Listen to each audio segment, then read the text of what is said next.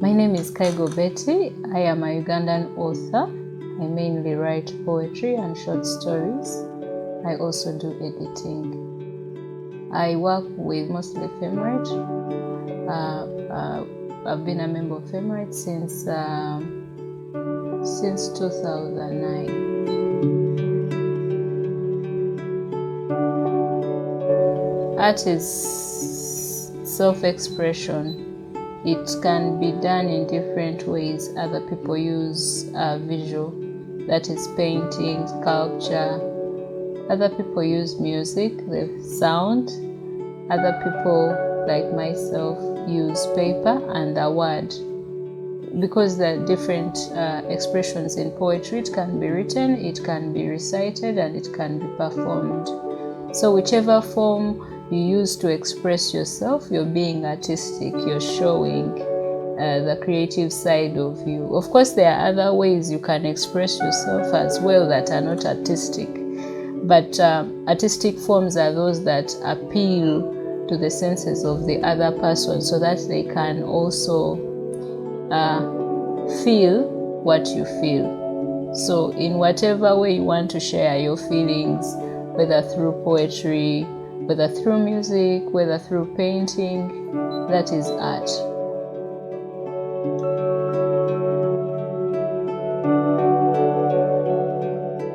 The kind of artistry I practice is called poetry, and basically you get raw feelings and work with them until you come up with something that is artistic.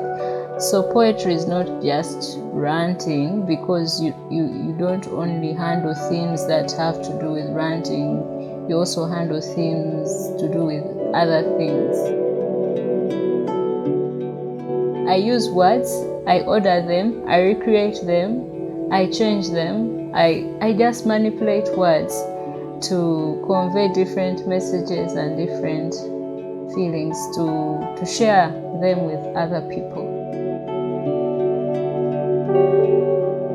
When I was a young girl, I used to read my grandfather's library. He's a retired school teacher, primary, of language. He's in his early 80s, so I used to read his library. Some of the books I read were King Solomon's Mines, and then the Old Mariner's Song, that is Coleridge. And I found myself trying to imitate what those people were doing in the Ugandan version. I imagined that those caves were somewhere in my village in Sapin, Dhaka district. I grew up surrounded by the oral tradition of my people.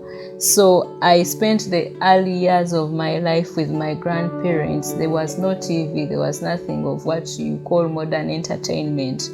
And so every evening we would sit with my grandmother in the kitchen with all my other siblings and cousins, and she would tell us stories, which I remember up to today. But even if she told the same story over and over again, you would not get bored, and it was so engaging. So she taught me the art of storytelling, and even the riddles, all those things. So I was fortunate that I caught that age when it's still alive, and my grandmother also played a very important role in initiating me into story writing. I can say from the oral tradition of the stories, Wairuke, if I'm going, at least born in the 80s, this is a very common story. And then my grandfather, I can say, gave me the introduction to the written word. So I had the background of oral literature from my place, but I think that you know that the oral literature of all African societies has a bit of similarity. So I can say an introduction to oral African literature, and then my grandfather's books gave me an entry into the written world.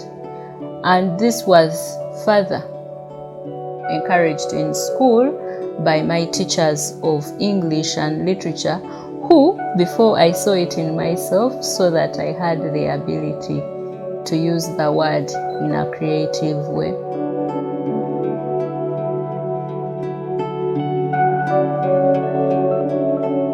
when I joined high school, it wasn't my high school teacher, but one of my former primary teachers that suggested that I walk over to FemRite and see if I could join it.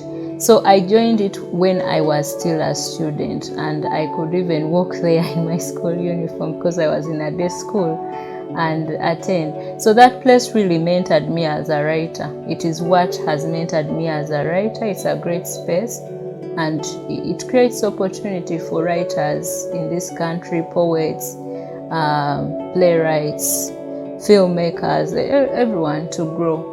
And it also presents open opportunities to all writers that would be, I think, otherwise you can't have access to them. But in that space, a lot of opportunities come through, and depending on how active you are, you can choose to submit a story somewhere or a poem into a poetry competition, and slowly by slowly you grow and get recognition as well.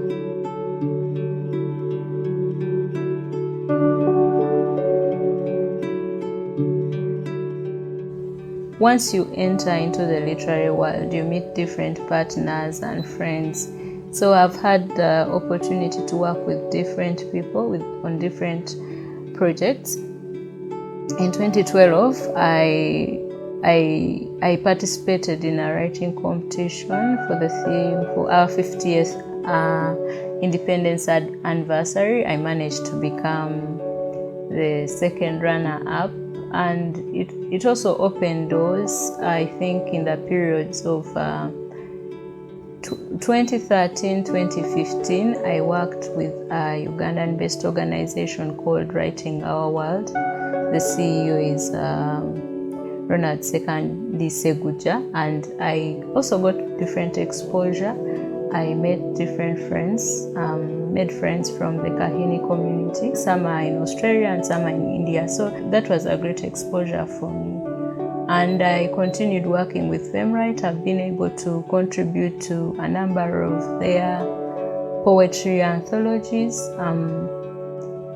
Mostly Wandering of Hearts and Go Tell Home. Actually, many people in the literary community refer to me as Naula, which is a title for the poem I contributed to the anthology Go Tell Home. And I also contributed to another anthology which was organized by BN Poetry, that is Beverly Namboso,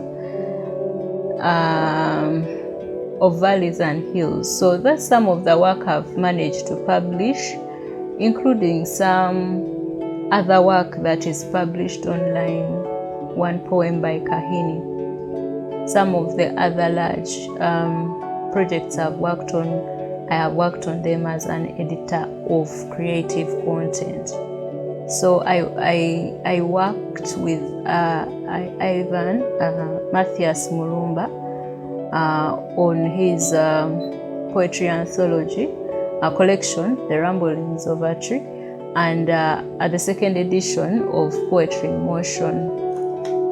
And currently we are finalizing a poetry project with a gentleman called Chole Richard, who was a teacher at PMM Girls. He collected, and we are trying to publish a collection or an anthology of poetry by his former students. Those are the girls, the alumni of PMM Girls Ginger. It's a wonderful project that also involves visual art by one of my former students, Alex Muleke, who's a growing artist, and I know that he's going to go places. So I like working with young people because I'm also an educator, and I can say that those projects as well, the ones that I've worked on as an editor, have also given me great exposure.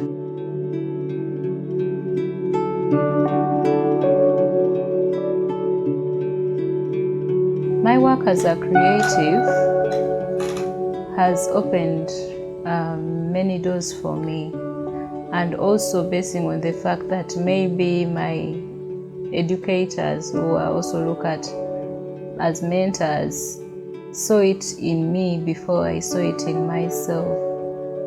And through their references, I have gotten to certain places. For example, I'm also an author with MK for English literature, which was an opportunity that came along because I was already somehow doing writing, and my former teacher who recommended me could see that I could do the work. So apart from opening many doors, I've met very many people. I've traveled because of being a writer. I've interacted with different people of different communities because I was fortunate to grow up in an international community, and I also work with an international community as an educator. So I've gotten a lot of exposure to what is done outside Uganda, how it's done in terms of standard and all that. Yeah, so I would say to anyone out there that wants to become a creative, a poet in particular, that this is a skill that will put you above others, and it will take you to places and you will meet great people. And I think that is a very great way to live and find opportunities. Another thing I would like to say, it is regardless of which profession you want to take in life. Writing, you can look at as a hobby that you can often earn from. Because in the literary community of Uganda, if you go and speak to the Ugandan authors that you know or have heard of, some of them are journalists, others are lawyers. I know agriculturalists and medical doctors that are very, very good poets, prolific. I respect them. So it is not about what you study in school, for example. It's about your passion and what you really love to do. And if what you love to do, the thing that you enjoy doing most is writing poetry, for example, please go ahead. Pursue it, grow in it, look for opportunities, look for spaces that can help you grow this skill. And there are very many in Uganda. Apart from FEMRI, there's Lantern Meet of Poets. There's so many. There is the Poetry Association of Uganda. There's so many. There is Pen Uganda. There's so many that you can join and become a great writer in this country. Shout outs to everyone who is and was part of this journey. I'm so happy to have you in my life, my teachers of literature at City High School, my friends and second family at FEMRIT, and everyone that I work with and I meet in life. Thank you very much for sharing life with me. I love you. All the best.